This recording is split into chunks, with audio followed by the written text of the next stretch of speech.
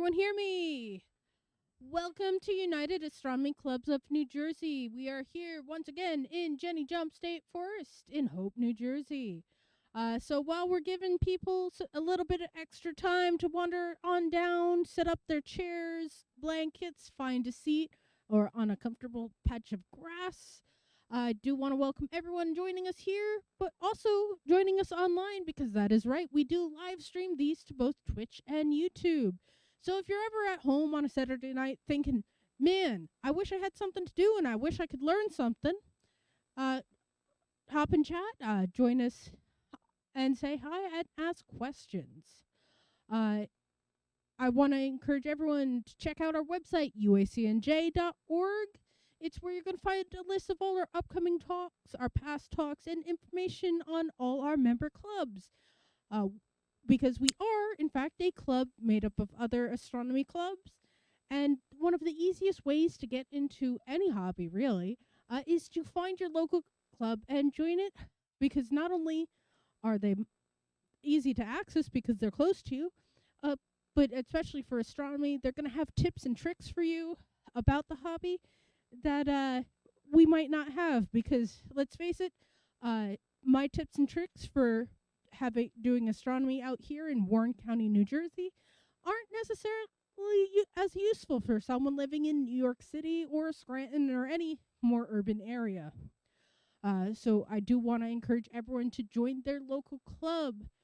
In addition to our website full of fun and interesting information, you can follow us on our social media channels, our Facebook, Instagram. We have a Discord server. They're great places to see what we have going on, to chat with fellow space enthusiasts, and ask any questions, show off your new astronomy gear, all those fun things. So, with that said, since it looks like most of you have followed down, here's the safety briefing.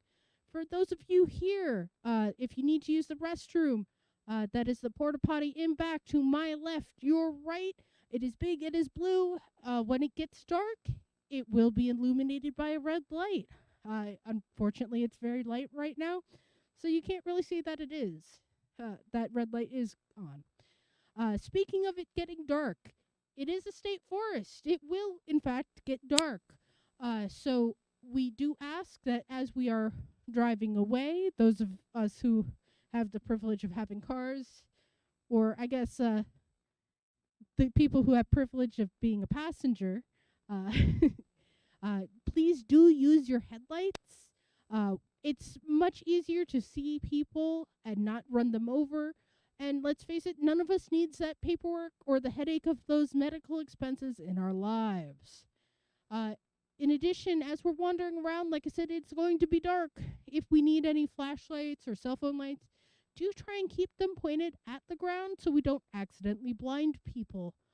So we can retain as much of that night vision as we can. As you may have noticed, because it is late, we have a number of sheds with roll-off roofs. And each of those observatories houses its own telescope, and the ones with the roofs rolled off are open and have a volunteer manning them. When it gets darker and we actually can see some fun things in the night sky, feel free to ask that volunteer what they're looking at. In addition, we have a little museum and gift shop area. Feel free to check that out after the presentation. And I think that's about it as far as the safety briefing normally goes. I feel like I'm forgetting something, but I'm sure I'll think of it later at the second one. You're not here to actually hear me ramble on for forever, though. You are here to listen to Mr. Mark Sproul and tell us about the life and legacy of George Hale. Mark Sproul has a Bachelor in Science degree in Computer Engineering from Rutgers School of Engineering and a Master's degree in Mechanical Engineering from Stevens Institute of Technology.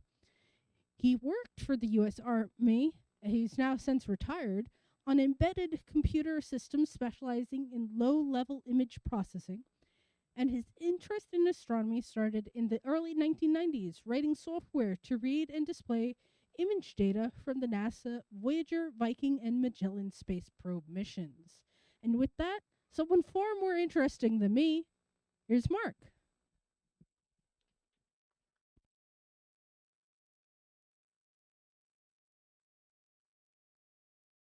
There we go. Now we got that live. As she said, I'm a computer engineer. I've been writing software for come next January 50 years. Still enjoy doing it, still working on it, even though I'm retired. Been active in this club for 7 or 8 years and been doing astronomy for a good number of years. So George Ellery Hale, in my opinion, is the most important astronomer of the 20th century. Hopefully by the end of the evening you will agree with me. He was born in 1868, died in 1938, long before any of us. He was the son of a wealthy elevator operator in Chicago. And if anybody knows the history of Chicago, the Chicago fires, the city burned down, and it was the first major high-rise city. And high-rises need elevators. And George Ellery Hale's father manufactured elevators and became very rich. So he was very well-to-do, and therefore his father indulged him in doing all kinds of different things of science projects. And as a young child, he was an American astronomer, best known for solar, that he did his own, but what he's most known for is 4 times he went to really rich people and said, give me money to build the world's largest telescope with your name on it. He did that 4 times. That is incredible. And that's what we're going to go over tonight. The telescopes that he built. And I have had the opportunity to see all of them, and I've used 2 of them. A comment about him. He was often sick as a child. That led to delayed development. He was pretty much isolated, and that led to developing his interest in science because he didn't hang out with other kids that much. Throughout his life, he suffered from what we would call today as depression and nervous breakdowns. Oops. He studied at MIT, never finished, started at 17. He spent a lot of time at Harvard. He started a PhD in Germany, also never finished it.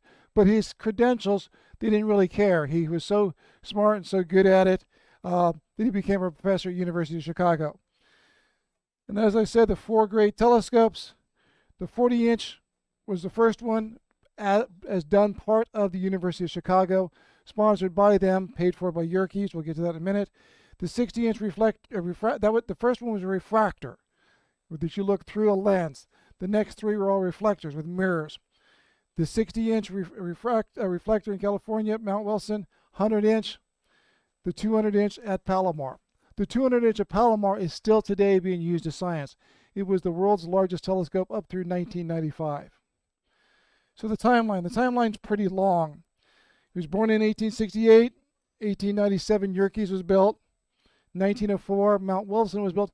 Yerkes was very interesting that they didn't know better, and they put it in lowlands near a lake with brick buildings, and that caused a lot of problems. Lots of humidity, lots of fog. The brick building, beautiful brick building, absorbed all the heat during the day, and you had heat problems, as the thermals rose in the evening. They learned better, and from then on, all big observatories were built up in the mountains. To be in 1908, Mount Wilson. Again, Mount Wilson is outside of LA. I've been there several times. Only 10 years later, the 100-inch at Mount Wilson. Then in 1928, they started planning the 200-inch. 200-inch is 17 feet. That's, this big across for a mirror. That mirror weighed 20 tons. So we call it the Yerkes Observatory. As I said, he went to rich people and said, give me money and I'll put your name on the world's largest telescope. Charles Tyson Yerkes, he was a banker and stockbroker. He'd moved from New York to Chicago. He was quite corrupt. He did a lot of work on the transit systems in Chicago, a lot of shady deals, and eventually they ran him back out. And if it weren't for him donating this money, he would barely even be a footnote in a history book. He really didn't accomplish anything extraordinary except being a bad guy, so we would have never heard of him. But he donated the money, and to this day, we know who he is. So he paid his money. He got the legacy that he paid for. So Yerkes is about 2 hours north of Chicago at Williams Bay, Wisconsin. And I had the opportunity to go there last October and got the personalized tour where I went in the basement, everything, got to see everything. Really pretty cool. See that any good of where it is? Chicago, about 2 hours north. And it is open to the public. So if you're out that way, you think you have to make an appointment, but it is open. And this is what it looks like. It's absolutely gorgeous. But as I said, it's all brick. The brick absorbs heat during the day, and then it gives off that heat at night, and you get thermals that cause distortion in your images, which is a problem. So we don't build observatories out of brick anymore. The telescope is the world's largest refractor, 40 inches diameter, so that big around of a lens. Anything larger than that, you can't support it because it has to be supported only on the edges. And glass tends to sag and is heavy. So there is nobody has built one bigger because it's not practical. The floor in this one raises, in this picture the floor is all the way down. You can see up here at the top that white railing, the floor raises that high so that as the telescope moves lower in the sky, the eyepiece, so that you can look through it. Because this was built back in the days where they still look through, the scientists still look through them with their eyes. Today, scientists don't even go to the telescopes. Yeah, just take me the pictures, give me the data. They don't even go there. But back then it was still doing it with your eyes, manually doing cameras. The dome is 90 feet. The dome weighs 82 tons. The floor moves up and down 26 feet. Yerkes, before 1897, and Hale got involved, astronomy was all about positions of stars in the skies. Traditional astronomers, that's all they cared about, where the stars are and time. And the time had a big deal with it.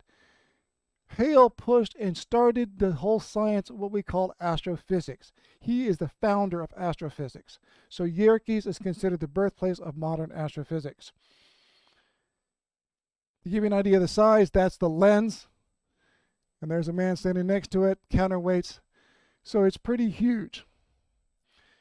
And the building, as I said, is just beautiful. All the carving, you can't really see it, but there's all intricate carvings in here. And a lot of it, there's things that they don't know what mean. All these little animals carved into things, and the people that carved it, they didn't tell anybody. It's just absolutely gorgeous. So you can imagine, what that would cost to build something that ornate today. And the inside is just as beautiful. Just absolutely gorgeous. So astrophysics, as I said, the birthplace of modern astrophysics. Astronomy has been studies. I said all this. He pushed for the study of the stars as what the stars are. And namely, he was interested personally in the sun. He did all of his own research in the sun. He discovered magnetism. So as an astronomer, he did some things. He wouldn't be hugely famous, but he did do research. Still the largest refractor, no longer in use. There was a 48-inch made in France. They never used it scientifically. It only lasted a couple of years and they tore it down. And Yerkes is now, like I said, now open to the public. Then we moved to Mount Wilson. So Hale learned about all the problems they had of the stone and the lowlands and being close to a lake and fog.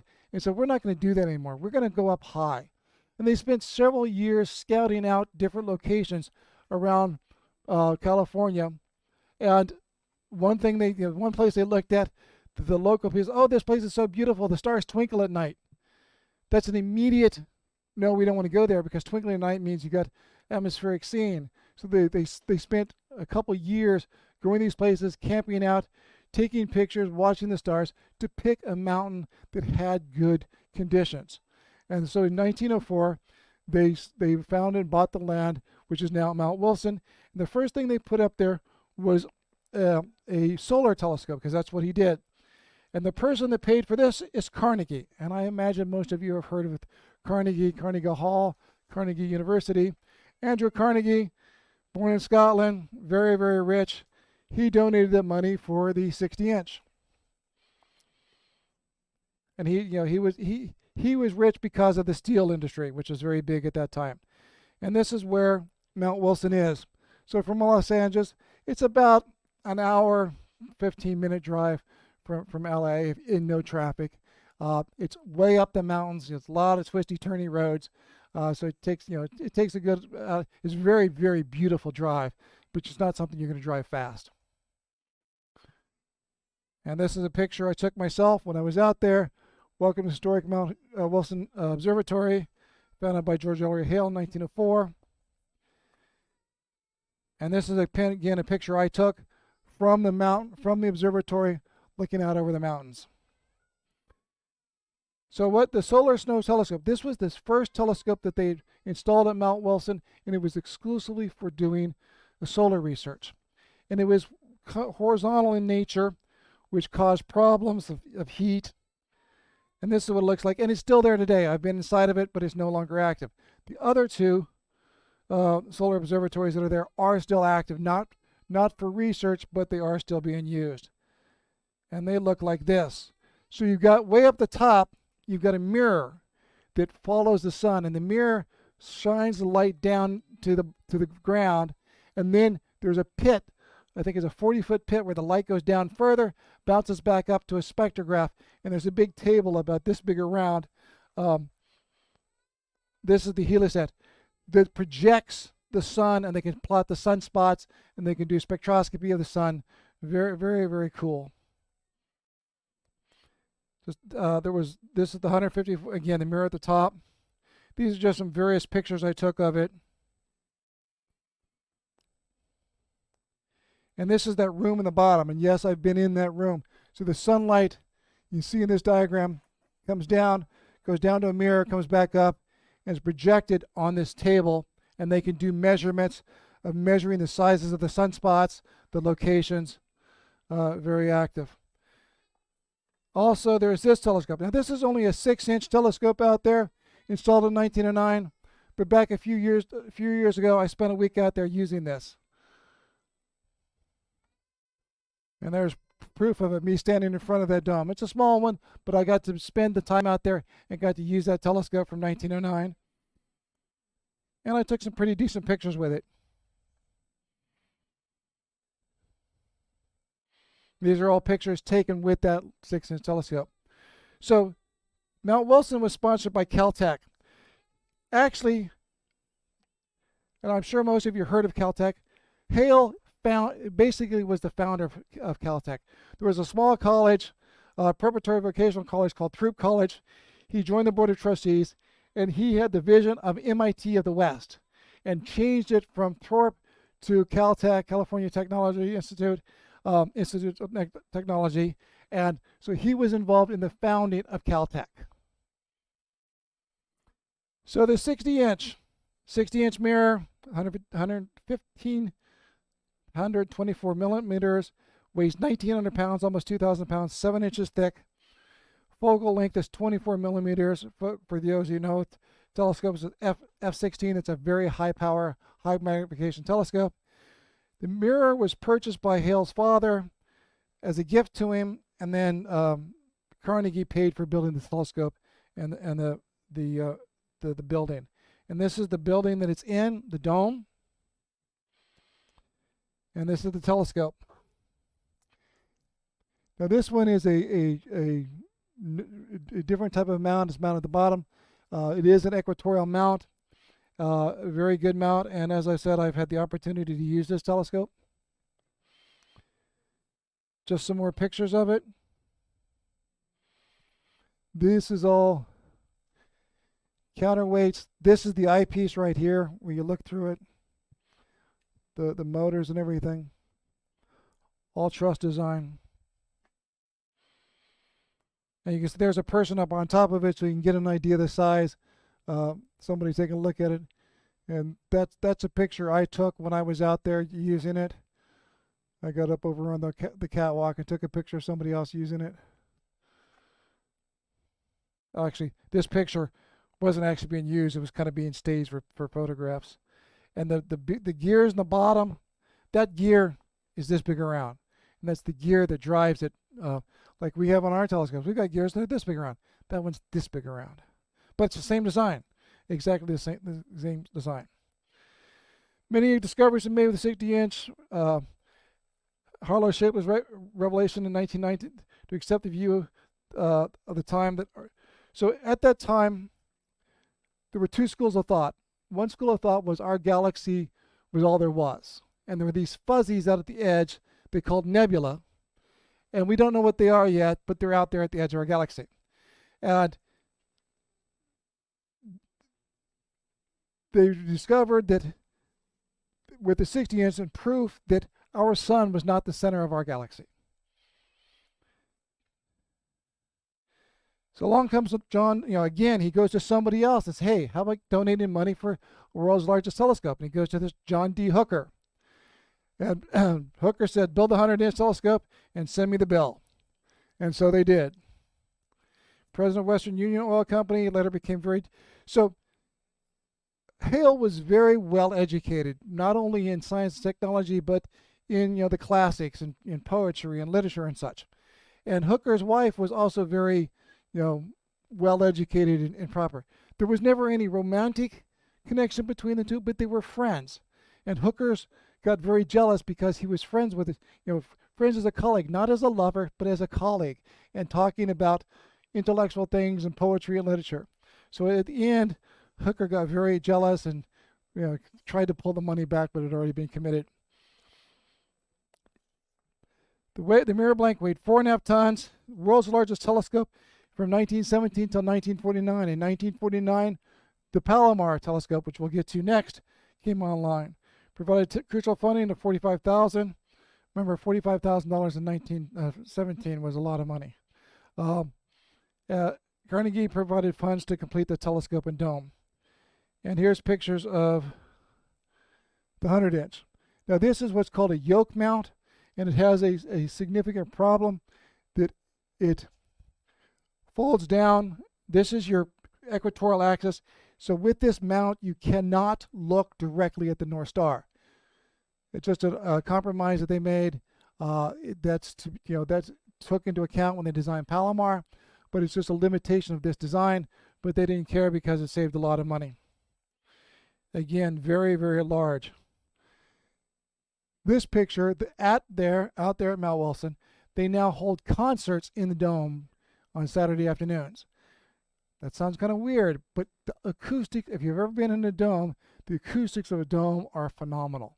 So they have these, to raise money, they have these concerts, once every month or two out there. I don't know how much they charge to visit them, but this picture is of a concert going on. This down here, you can just make out is the band and those people watching. But they have the concerts in the hall to utilize the space and to raise money to support it. This is the original operating station. All the manual controls, you can see there's a computer sitting there now, but the old control systems to operate it. Again, it was all mechanical, 1917 technology. And yet another picture. And it is very, very large. And here's the dome. And down here, that's a people door for size reference.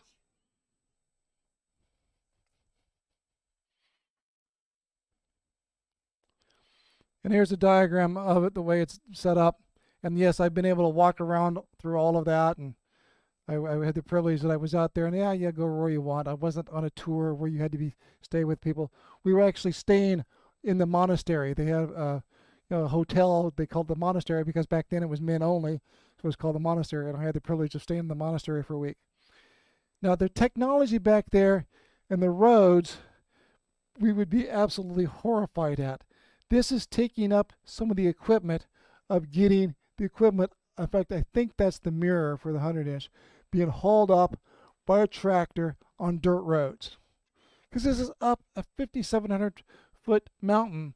And even today, it's all these turning, twisty roads to get up there. Yes, a tractor trailer can get up there today, but back then it was dirt roads. Now, who's heard of Hubble? Or more importantly, who hasn't heard of Hubble? So I said I felt that Hale was the most important astronomer of the 20th century. Hale built these equipment. Hale hired Hubble. Hubble used the 100-inch to make the discoveries that Hubble's famous for. Without Hale, Hubble would not have done that. Hubble would not have had the equipment to do that. Hubble would not have been, yeah, he would have still been an astronomer. Maybe he'd have done stuff anyway. But Hale made it possible for him to do it. So that is why I consider Hale is the most, yeah, Hubble's much more famous, discovered something, but without Hale, Hubble would not have done that. So he's maybe not the most famous, but the most important because he made this stuff possible. Now, what Hale discovered, another thing about Hale, he got all the credit, he got all the limelight, but he was the one that proved that our galaxy was not the center of the universe, or that all there was. There were two schools of thought in 1920. One was that our galaxy, as I said a little bit ago, we had our galaxy and there was these fuzzies out at the edge, and that's all there was. The other school of thought was, well, we're an island galaxy and there's other galaxies. But nobody had the resolution to prove that. And Hubble is the one that figured that and proved. Now, he used the work of others. He got a lot of the credit that should go to other people. And there's a book that gives the right people. But anyway, he collected all this information, put it all together, made the announcements, and proved that we weren't an island universe. And this is him using the 100-inch. So he used that 100-inch telescope to make those discoveries, to take those pictures of the Andromeda galaxy to prove that the Andromeda galaxy is over 2 million light years away. Well, we knew at the time, we believed at the time that our galaxy was 100,000 light years. We now know it's 200,000 light years, with the same order of magnitude. And if something's 2 million light years away, that can't be part of our galaxy. It has to be farther away. And that's what proved. And when it was published, Harlow Shapley, who I mentioned earlier, who was the director of Harvard, was very much on the other camp, and he realized that he had crowed, that he was wrong, and that Hubble proved him wrong. So this is a list of what he's done. His proves that Andromeda and Nebula to be external to the Milky Way. Hubble and Milton confirm the universe is expanding. This is all stuff done with the 100-inch. Fred Zwicky finds evidence for dark matter. Dr. Seth Nicholson finds 2 satellites of Jupiter. Stellar populations. And now this is Hubble's most famous picture. This of the Andromeda galaxy. Doesn't look like much by today's standards. Any one of us with $100 with equipment or $200 with equipment can do almost this good. But this is the Andromeda galaxy, and he saw this star up here, and he marked it variable. A variable star is called a Cepheid variable that has very distinct changing in brightness that allows us to measure distance. That's a whole lecture on itself. But the properties of excuse me.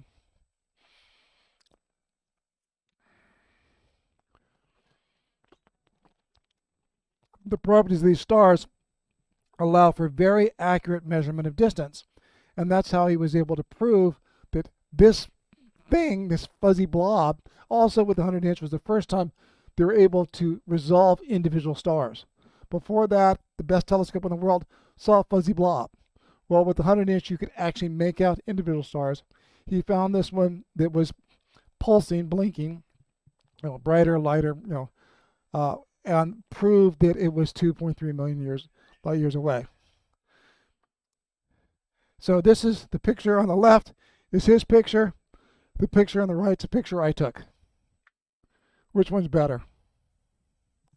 But that was the technology back then. That was what the best telescope in the world could do. And that was probably hours and hours of exposure on glass plate film. This is a single 70-second exposure with a 3-inch telescope. That long, that big around, with a modern camera, 70 seconds is what gave me that.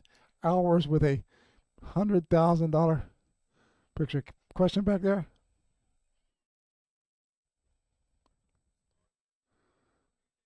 You have guy. The question is, how do you know? Not this question. The telescope moves opposite of the Earth's rotation and tracks, and you can track for hours. They used to do exposures for 20 hours. You say, how can I do an exposure for 20 hours to get sunlight? Well, you expose for 7 hours a night, then you put a cover over the camera, you wait the next night, you get it lined back up, and you take the cover back up and you expose it more on a single plate of glass. Today, we take thousands of microsecond long exposures and then mathematically add them together. And we throw out the bad ones. And we got it easy. Back then, he had to sit up in the top of the telescope with a joystick looking through an eyepiece with crosshairs, keeping it pointed at a star for hours. That's what the astronomers did back there. They guided the star. They had to sit in the cold. They had to sit up there for hours without going to the bathroom. That was their life. Today, like I said, modern astronomers, they don't even go to the telescope. They just, okay, I want pictures of this. Give me some data. And it comes, even you as amateurs, if you belong to AAVSO, which is like $70 a year, you can go on and say, I want pictures of this, and submit it. And if your proposal is accepted, they do mainly variable star stuff. A week later, you'll get the data in your mailbox. You don't even know what telescope it came from, but the data and the images of what you wanted for doing variable star observing, you can get for free. And you don't even know where the telescope is. They just do it for you. So so when I was out there for a week, I got very lucky. For 6 of the 7 days, there was complete cloud cover over the LA basin, which was below where we were. We were at 5,700 feet, so this cloud cover was like at 3,000 feet. So we just saw a blanket of clouds, which blocked the light. On the last night we were there, the cloud cover, and that's what the LA basin looks like from Mount Wilson. So that there, basically, that's LA right there. Which is why it's no longer so scientifically viable, because there's light pollution. It's still a whole lot better than we are around here, but for really serious work, it's still very light polluted. Now we move to the big one. This was the world's largest telescope from 1949 when it came online to 1995, which really wasn't that long ago. 200 inches, 17 feet, bigger is better. And for this one, they went to Rockefeller. And everybody's heard of Rockefeller, right? So Rockefeller, born in 1839, died in 1937, grew up poor. He did fantastic, very richest person in the million in America, and he donated $6 million to build the telescope. And it is, so LA is up there, San Diego. This is where Palomar is. Also in California, I'd say about 3 hours drive from Mount Wilson, maybe 4. With traffic out there, it could be 5, but with no traffic, it'd be 3 or 4 hours. Actually, here's the route between the two to get to one to the other. You can see the relative placements of them. So both in California. As I said, Palomar is still being used today.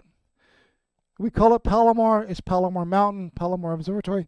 The telescope has been named the Hale telescope. As I said, 200 inches diameter, focal length 660 inches, f3.3. That means it's a very fast telescope, has a lot of light gathering capability. The moving part, the part that moves, is 450 tons. The total weight of everything is 1.2 million pounds. They started designing it in 1928. World's largest from 90, or I said 94, it's 95. It was world's largest till 93. And this is what it looks like. And let's see, for comparison, that's the size of a refrigerator right there.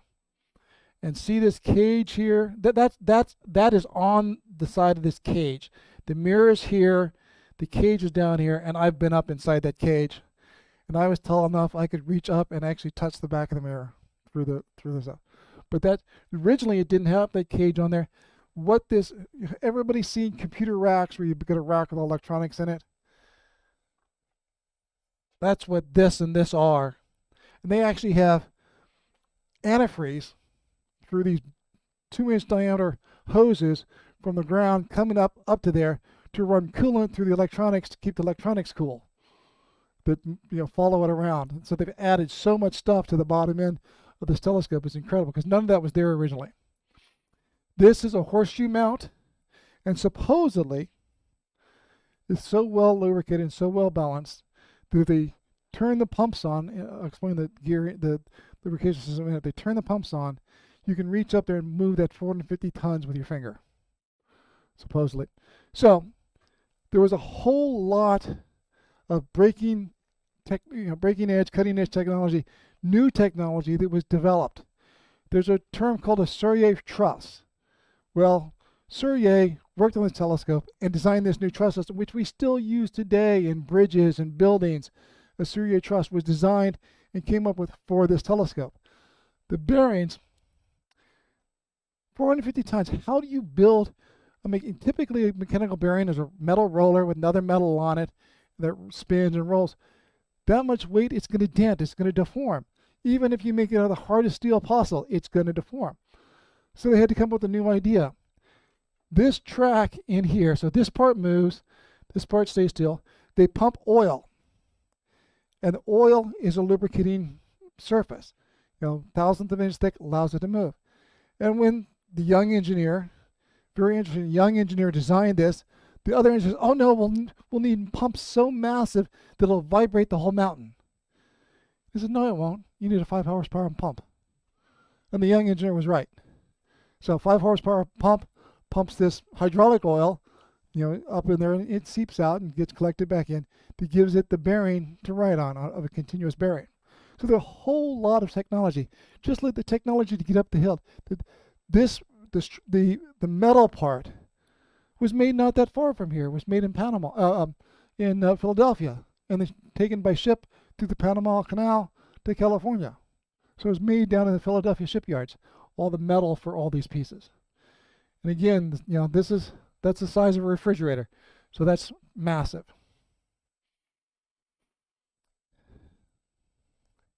Like I said, components were fabricated in South Philadelphia, shipped by through the Panama Canal, trucks to Palomar, assembly inside the dome.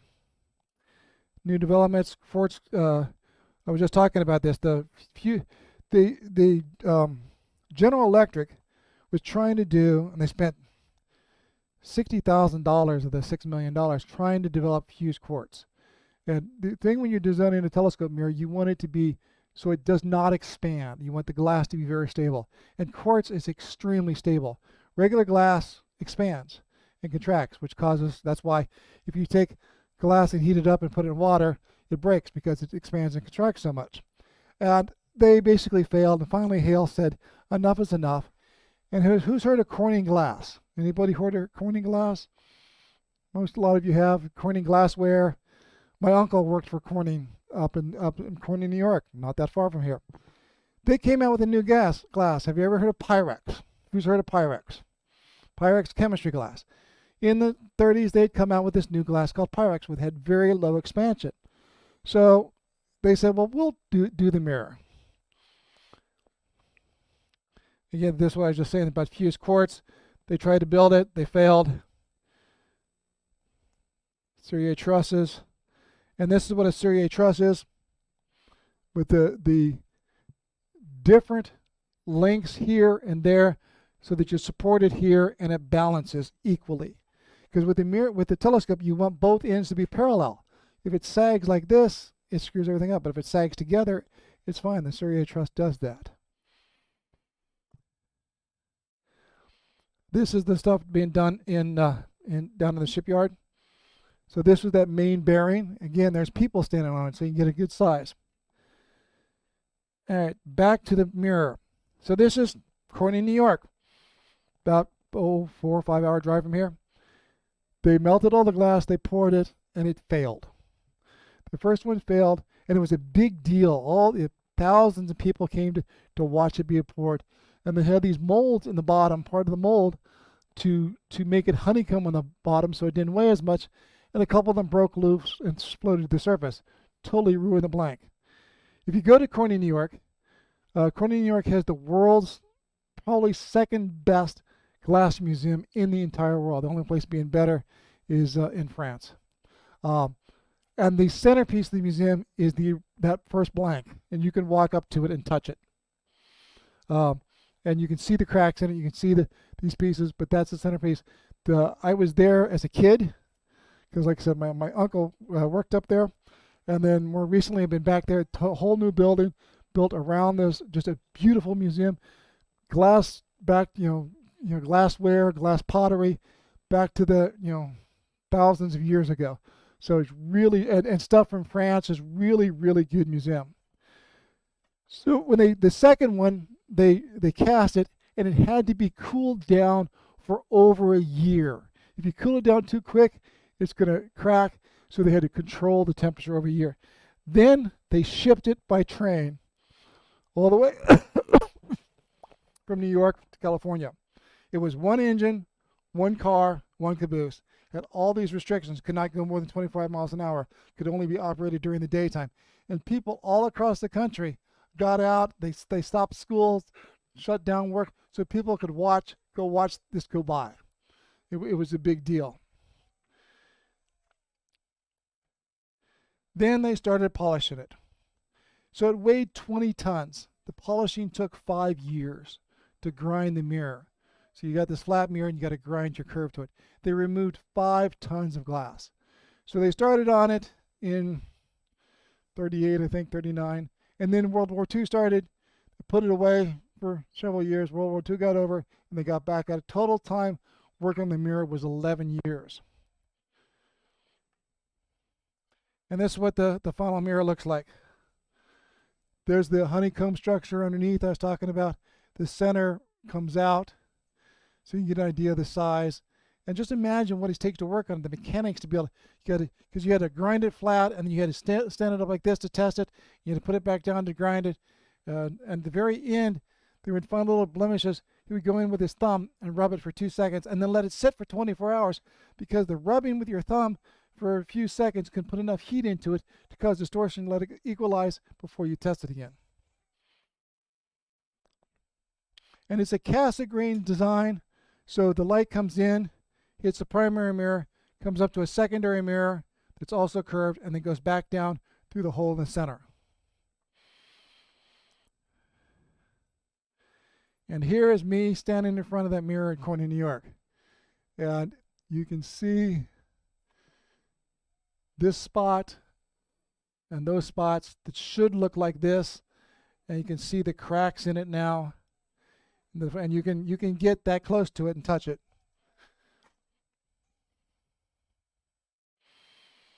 And that's the dome. It's I think 135 feet in diameter, same size as the one of the things in Greece. The dome weighs 1,000 tons. The doors are 125 tons each. Steel, half-inch thick steel, 135 feet high, 137 feet in diameter. And this was the inauguration open house. Underneath that, if you remember back that picture I said with the cage, you can see that in this picture, that cage is not there. So this is, there's got to be, several hundred people there underneath the scope. And this area up here is a glass window that anybody that goes out there, you can go there, look through those glass windows and see it.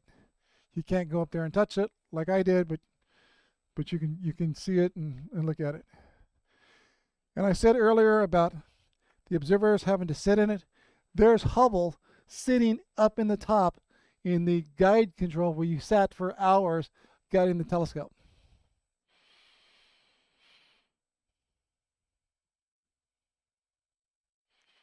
Just more pictures of it. These are pictures I took myself.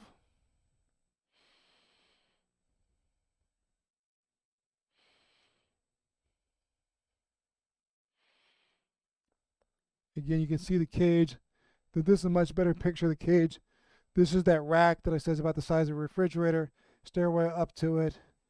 And I don't bump my head too bad when I go up there, so it gives you an idea how much space it is. And there I am up there underneath the telescope, and up through this hole right there, I was able to stick my hand up there and touch the back of the mirror. So back to Hale. He died 11 years before the telescope was completed, but he had gotten it started. A few days before his death, he made a note in his journal. It's a beautiful day, the sun is shining, and they're working at Palomar. So he knew it was going to be completed. He completed his life work. 4 times he did the world's largest telescope. Science Has him to thank.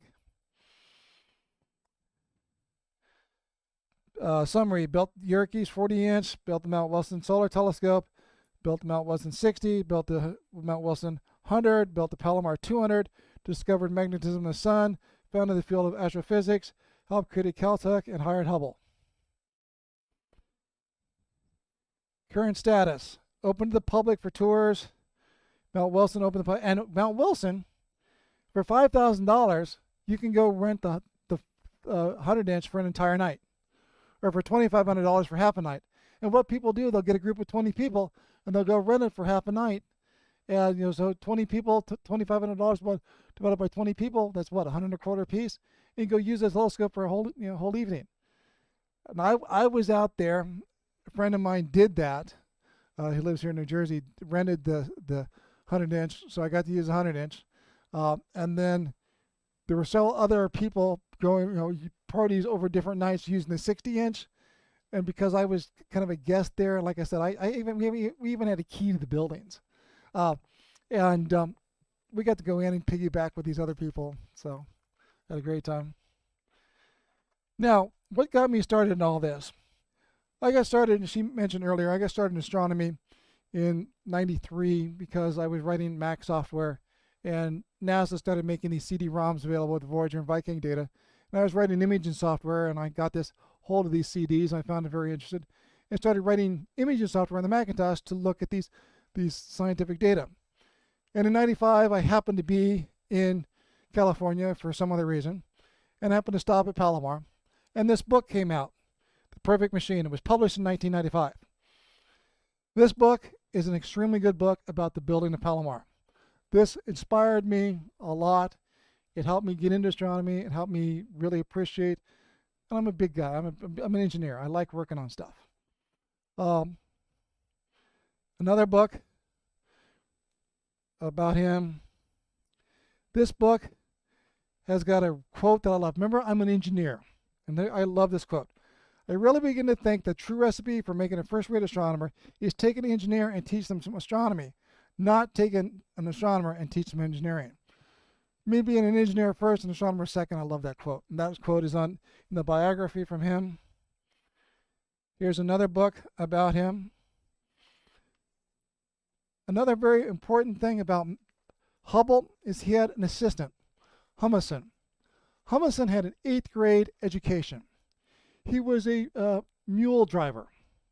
He drove the mules that took the equipment up and down the mountain. Then he got a job as a janitor in the observatory. Then it was discovered that he was very tedious and worked really hard and stuff. He became Hubble's assistant and did a lot of the work. Eventually, with an 8th grade education, he was awarded an honorary doctorate degree because he did so much. Now, back to this book.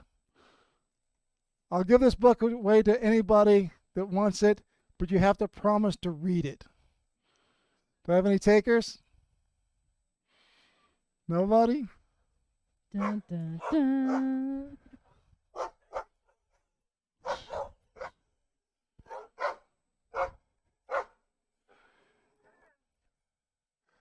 Any questions? Oh, we're at the end? We are at the end. Oh, sorry about that. It's 48 minutes. It's a long presentation. I got distracted by the book. But thank you for another great presentation, Mark. So, we're going to have a quick question and answer session. But before we get into that, since there were That's right. Not a problem. We're just going to let They were doing so well. They got upset because you didn't give them the book. But before we get into question and answer session, I'm going to give the safety briefing again because I do know a couple of you snuck in after the first safety briefing at the start. If anyone here needs the restroom, that is the porta potty in back to my left, your right. It is big, it is blue. When it gets dark, you can see that it is illuminated by red for ease of finding. We also have a little museum area and gift shop, which I will be manning after the presentation. Feel free to check out our meteorite display and other fun stuff like that. In each of those white sheds over there, as well as the red one in the back, although I don't know if the red one in the back is open, because I can't see through a building. I'm not Superman.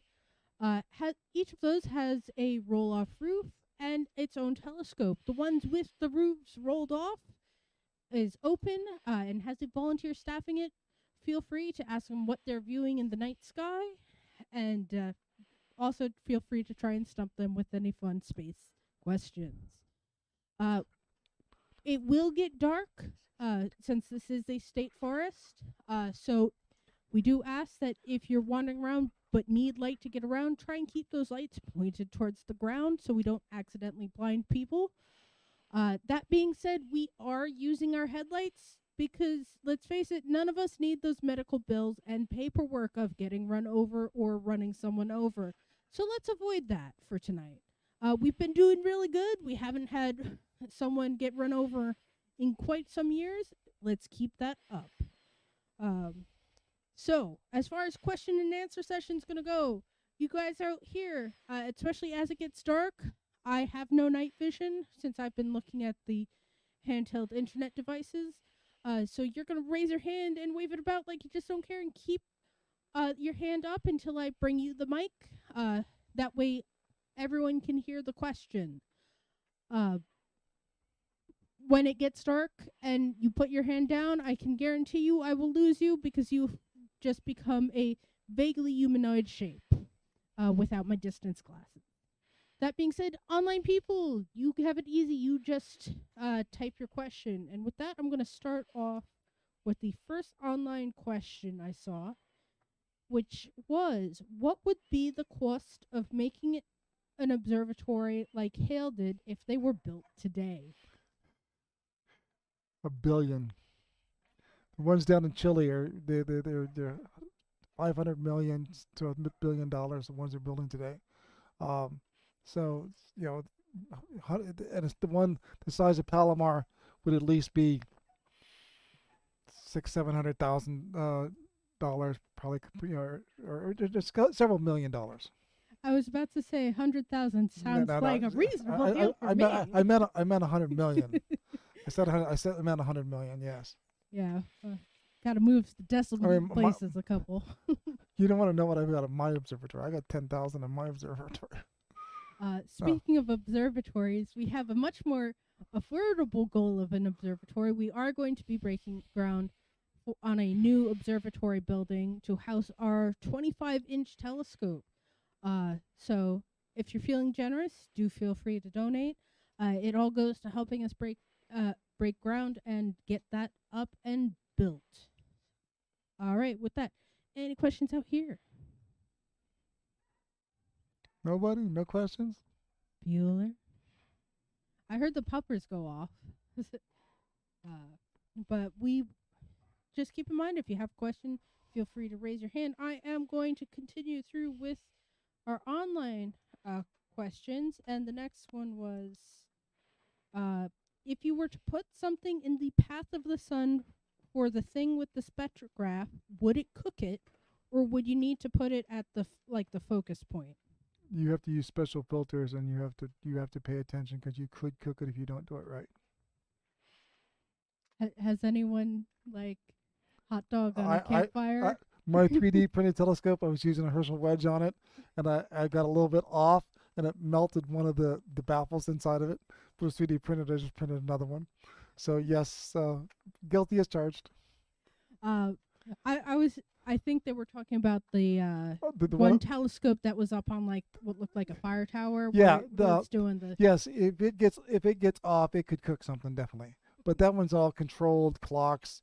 They got safeties on it, and they just have to close the dome and protect it. So they get it pointed out there, then it follows the sun. And yes, it could definitely heat something up pretty bad if it got off. All right. Anyone? Nobody has any questions? So our next online question, it came out more as a comment.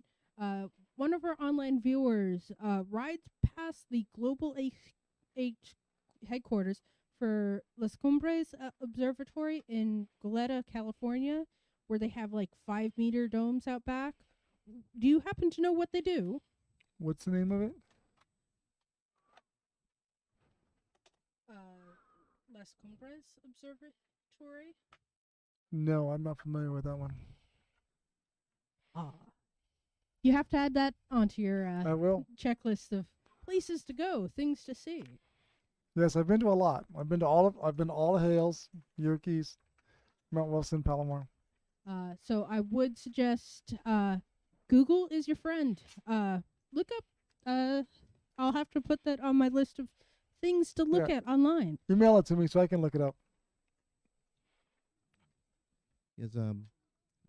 First of all, thank you for presenting today. Sure. And my question is, how are amateurs able to get higher resolution pictures than they were with these $100 million One machines? very simple answer: your cell phone technology. The CMOS CCD cameras that we have in the cheapest cell phone you can buy is a million times better than what Hubble had. Hubble had film. You had the chemical stuff on there, on the glass that reacted to the light, just like old film days. Our modern CCD cameras, for $120, you can buy a little CMOS camera, astronomy camera, that will outperform anything that Hubble had because of modern computer technology. That's it in a nutshell. Modern computer electronics is the answer to that. It just didn't. If you've ever used real film, the old-fashioned film, or if you've ever studied how that worked, it's a chemical emulsion on the surface of either the cellulite in a film camera or the glass plates. They use glass plates 9 inches by 11 inches. They were covered with this very sensitive chemical, but it took hours of exposure to get any kind of resolution.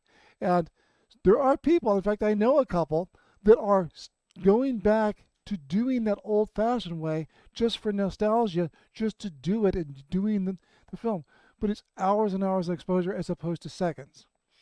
So thanks to and I'm a computer engineer. I got into astronomy through coming into it from the other end because I was interested in writing the software to dealing with these images. That's how my personal interest. That's how I got into astronomy.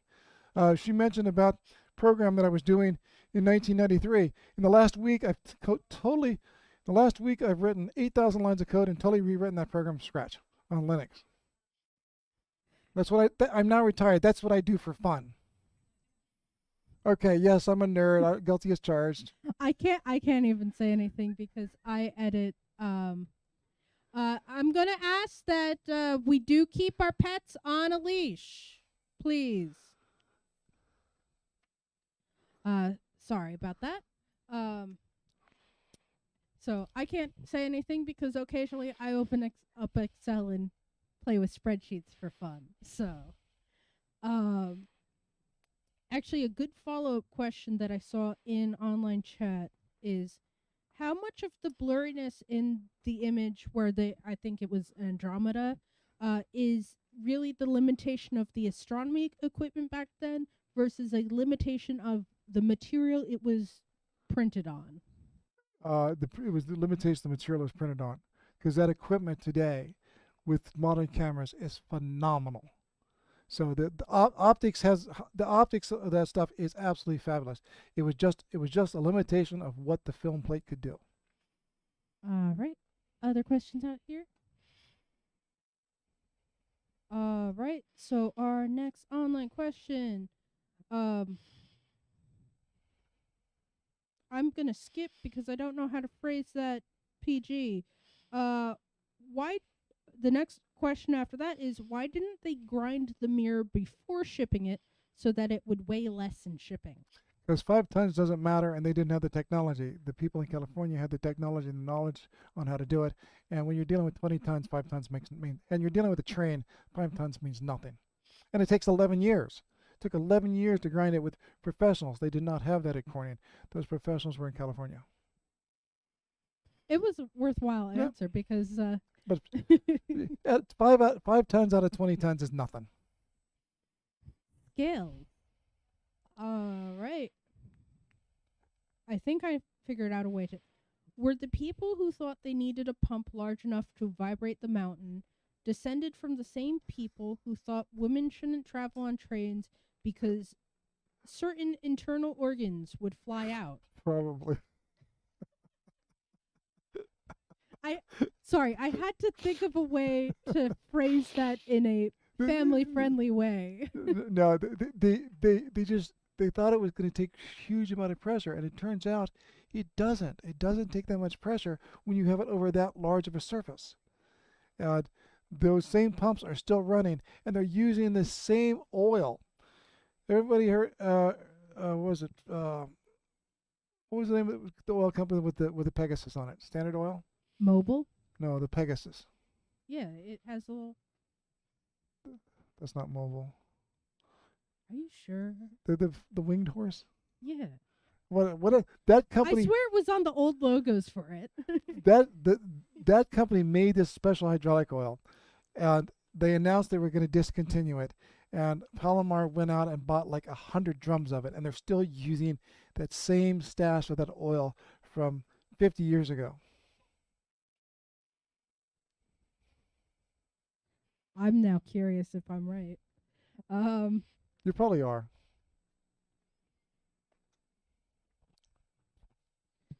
No other questions? Google of mobile oil, and it is in fact a Pegasus. Okay.